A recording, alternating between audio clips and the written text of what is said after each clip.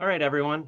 I think it's 8 o'clock. I think we'll get going. Let me just make a quick welcome here. My name is Sean Twombly. I'm the National Director of Pi Sigma Alpha, coming to you live from my basement in Potomac, Maryland. But the national headquarters of Pi Sigma Alpha is in Washington, D.C. And I'm thrilled to welcome you this evening to the induction event for the Epsilon Kappa chapter at St. Louis University. Now, I realize this has been a year like any other, and clearly I wish you were able to hold this event in person. The annual recognition of our new members is one of the most important components of our organization. But tonight, I hope that we can honor each of the new inductees and have them share in the spirit of our organization and with joy having members of your family or a few of them here with you tonight. Your induction into the chapter at St. Louis is a mark of true academic excellence. And for that, you have my congratulations, as well as that of Pi Sigma Alpha's national president, Zoe Oxley, who's at Union College. Now, nearly 30 years ago, I was inducted into Pi Sigma Alpha at Syracuse University. And so from that induction, I remember the lighting of some candles and some sparkling apple cider. But really what I remember the most was how the chapter on campus was a really important part of the departmental community. And many of my lifelong friends actually emerged from that group of young political science scholars. And I never actually would have guessed that, 20 plus years later, I'd be leading the organization as director. So tonight, with some help from the faculty there at St. Louis, we will formally induct you into the organization. We'll share a little bit of history of the chapter there and of our organization as a whole, and introduce you to some of the ways that you can get involved with Pi Sigma Alpha. So first, let me hand it off to Professor Ellen Carnahan, who is the faculty advisor right now for the chapter at St. Louis University. Ellen? Hi, welcome everybody. Welcome to the induction of new members of the Epsilon Kappa chapter of Pi Sigma Alpha at St. Louis University. I'm glad that so many inductees were able to come and also were able to have family members observe them at this event. I only wish that we could all have met in person. The Epsilon Kappa chapter at SLU has a long history. It was chartered in 1969 under the leadership of Dr. Leguay-Feuilleux. And he went on to lead the chapter for the next 40 years until he retired. The national organization recognized Dr. Leguay-Feuilleux with the National Chapter Advisor Recognition Award in 2013 in tribute to his long service with the chapter between 1969 and 2013. He had been inducted into Pi Sigma Alpha in 1961 during his graduate student days at Georgetown. The first induction ceremony of the Epsilon Kappa chapter took place on April 29th and included many illustrious inductees. The faculty at the time were charter members and included Dr. Leguay-Feuilleux, George Wendell, who went on to found the public policy program at SLU, and Henry Christopher, who I have a warm spot in my heart for because it was his faculty line that I filled when he retired. Among the inductees were Paul Weber of the Society of Jesus, who was the author of an article on the theory of civil disobedience in 1967, in case you were wondering what the department was like then. Another inductee was in that initial ceremony was Kurt von Schusnick, who was Chancellor of Austria from 1934 until Austria was absorbed by Nazi Germany in 1939. After that absorption, he was arrested, kept in solitary confinement, and eventually interned in various concentration camps. He was liberated in 1945 by the US and spent the rest of his life as a professor at SLU. So that's the kind of company that you are now keeping. Over the years, our best students have been inducted into Pi Sigma Alpha and have gone on to make great contributions to the world, and I'm sure you will do the same. I congratulate you all on your induction. I'd now like to introduce Dr. J.D. Bowen, who's the chair of the department, who will say a few words of welcome. Hi, everybody. I'm glad you all could make it tonight. Obviously, like everybody else, I'll say, well, I wish we could do this in person. It's always more fun when we can actually be in each other's company and shake hands and say hi, but we are here where we are. This is a proud moment for all of you being inducted into Pi Sigma Alpha. It's also a really proud moment for the department. To kind of be able to look out here at our screens and see some of our most outstanding students. So from our end, this is a really proud moment as well. So I'm the chair of the political science department. So I want to welcome you. I want to congratulate you I want to thank you all for coming. I want to thank Sean for putting this together, for Dr. Carnahan and Dr. Kate for kind of presenting our chapter here. And I want to thank all the parents and family members who have joined. I see a whole bunch of names that I don't recognize and faces that don't look like student faces. So I'm going to assume that those are parents and other family members. So thank you for joining with us on this important occasion. And so with that, I will pass it back, I believe, to Dr. Carnahan to move along with our ceremony. So members of Pi Sigma Alpha, candidates for initiation, and friends. We're here today for the purpose of initiating new members into Pi Sigma Alpha, the National Political Science Honor Society. 100 years ago, in October 1920, the first class of members was inducted on the campus of the University of Texas, Austin. The organization sought to encourage and recognize superior achievement in the study of government and politics in the undergraduate and graduate level.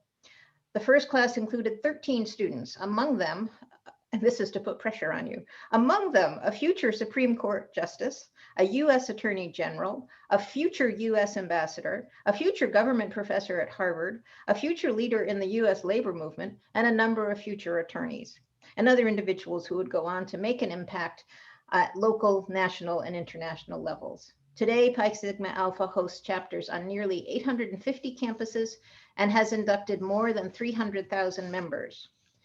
The study of politics and government is one of the noblest of academic pursuits because a deep and true understanding of the principles by which we govern ourselves contributes directly to the quality of our lives and the well-being of future generations. You have demonstrated, both by your interest in and commitment to this discipline and by your high scholastic achievement, that you have the potential to excel as citizens and scholars, and so deserve the honor of membership in Pi Sigma Alpha. With this special honor comes the special obligations of leaders to exemplify and safeguard the academic aims of St. Louis University, the honesty and integrity of its scholars, and the ideals of your alma mater. You have earned membership in this illustrious society by attaining the highest standards of scholarship, not only in the discipline of political science, but in your overall academic work as well, in accordance with the rigorous criteria set forth in the National Constitution of Pi Sigma Alpha and the bylaws of the Epsilon Kappa chapter, and the strict requirements of the Association of College Honor Societies. Back to you, JD. Thank you, Ellen. So your eligibility for membership in Pi Sigma Alpha has been vouched for by members of the faculty of the Political Science Department here at St. Louis University. And so you're duly invited to lifetime membership in both the national organization of Pi Sigma Alpha and also our Epsilon Kappa chapter here at St. Louis University. So in a new twist in our Zoom age, I'm going to ask you all now to, or the students anyway, the inductees, to turn the audio on your computer. And so I'm going to read the initiation, and after I read that, you will say I do. So, okay. Do you, our new members of the Epsilon Kappa chapter at St. Louis University, signify your acceptance of and commitment to the ideals of high scholarship, integrity, and citizenship embodied in the goals of this institution and of Pi Sigma Alpha? I do. I do. That's how we do it. All right. And now I will turn it over to Dr. Kate, who's going to read off the names, and I believe we have a little slideshow presentation of the new inductees. So over to you, Sarah. Great, thanks, JD. Our first inductee is Elizabeth Cooper. And I'll be giving you all a little bit of time to read these great bios. So we'll pause for a few seconds.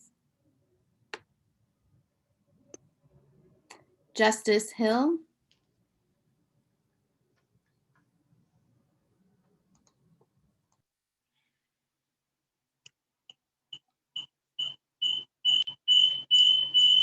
Megan Heisey.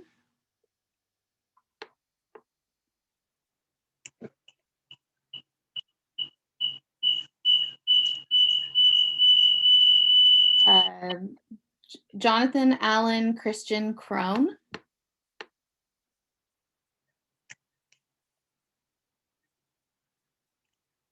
Catherine Miller.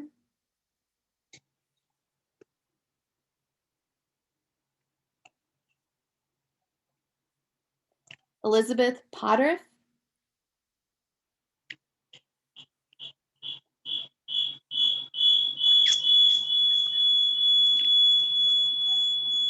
Anthony Reyes,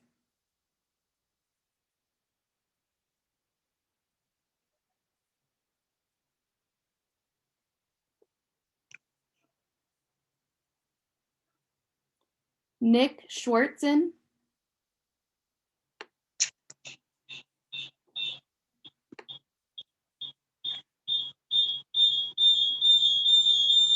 Connor Van Santen,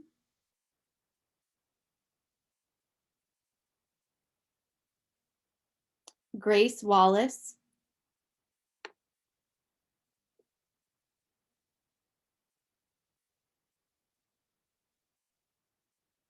and Benjamin Richard Kelly, as well as Rory Verdoliak. Let's all give a big round of applause for the newly initiated members of the Epsilon Kappa chapter. Yay! Now I will turn it back to Sean Twombly.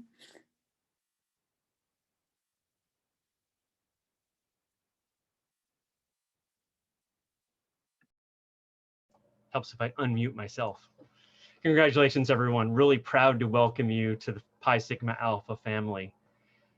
Now, as we learned earlier, Pi Sigma Alpha was formed in 1920. Right? We celebrated our centennial last year, though the pandemic put a bit of a damper on a lot of the in-person celebrations we had planned.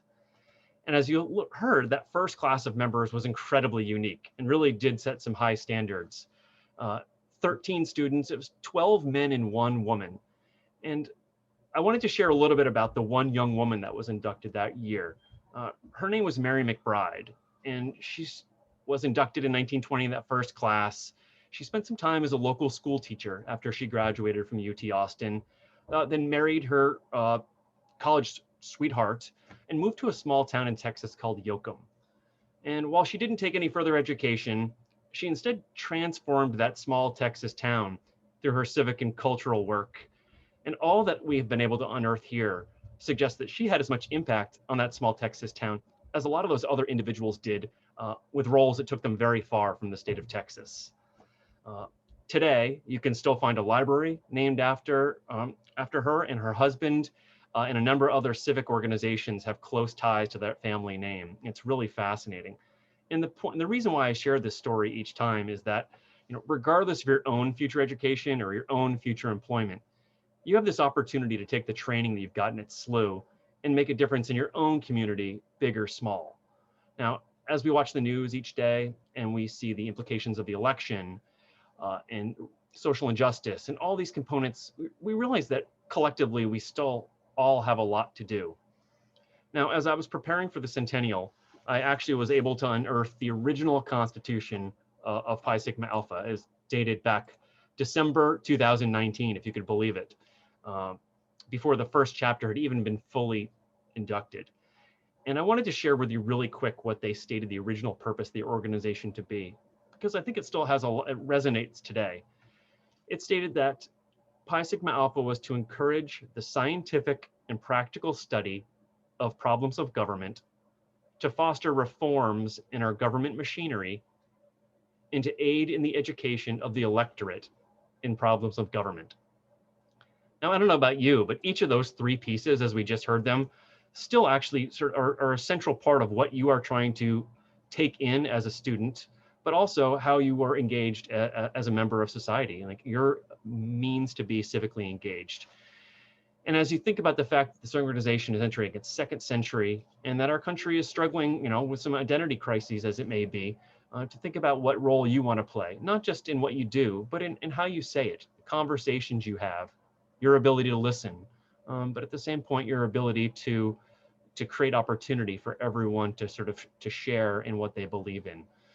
And I know sometimes that is a struggle, but today you join that network that's 300,000 people strong. The network that's come out of SLU is more than 500 people strong. I encourage you to talk to your faculty members and see who those people are. Learn what they're doing today. They may become your bridge to your first job, to your second job, or to something further along the line. And at the same point, I want you to know that Pi Sigma Alpha is here at the national level to support you as well. And across the country, the 800 plus chapters that we host, on some campuses, it's simply an honorary. It's a recognition of your academic achievement. And on other campuses, it's a dynamic part of sort of the departmental community where students, have the opportunity to take the lead and build something, whether it be program development or student engagement. So as we sort of navigate the post-COVID environment, and before you leave campus, you might look to see what could be done on campus to help sort of move forward some of these ideals. Pi Sigma Alpha does a lot nationally. We offer big chapter grants every year to chapters that want to ask for money to do things. We offer scholarships. We have a National Student Research Conference that actually take place virtually next week. And if you're following us on any of our social media channels, you'll learn a little bit more about that. And and your peers that are taking part in that event as an opportunity to not only present their research, but to sort of build a network outside of their own departmental community. So 100 years of Pi Sigma Alpha, headed forward to our next 100 years. The chapter there at SLU has a great history as well, and I hope that we can continue that tradition. There are a handful of students still on campus that were inducted in earlier classes, and I hope that connections will be made there. So look for a formal welcome note for us in the coming days, and look for opportunities that will exist for you in the days, weeks, months, and hopefully years ahead. That's all I have here, unless Professor Bowen or Professor Carnahan or Professor Kate would like to offer anything more from their side. Anyone have anything else they want to offer? I'll just offer another congratulations to everybody who's been inducted. Absolutely, absolutely. Well, I will say this, that Pi Sigma Alpha, it does run deep. Professor Kate is a member of Pi Sigma Alpha from her own undergraduate days at the University of Oregon. And I was joking with Professor Bowen and Professor Carnahan that they were probably both would have been members, except their chapters weren't inducting, or their undergraduate institutions weren't inducting students at the time they were there. But many other members of SLU, the SLU departmental faculty, are also members of Pi Sigma Alpha as well. So with that, I'll say good night. Does anybody have any questions from the audience? All right, then I'll let you go and enjoy the rest of your Wednesday evening. Congratulations again, welcome to Pi Sigma Alpha, and I hope to connect with you all soon.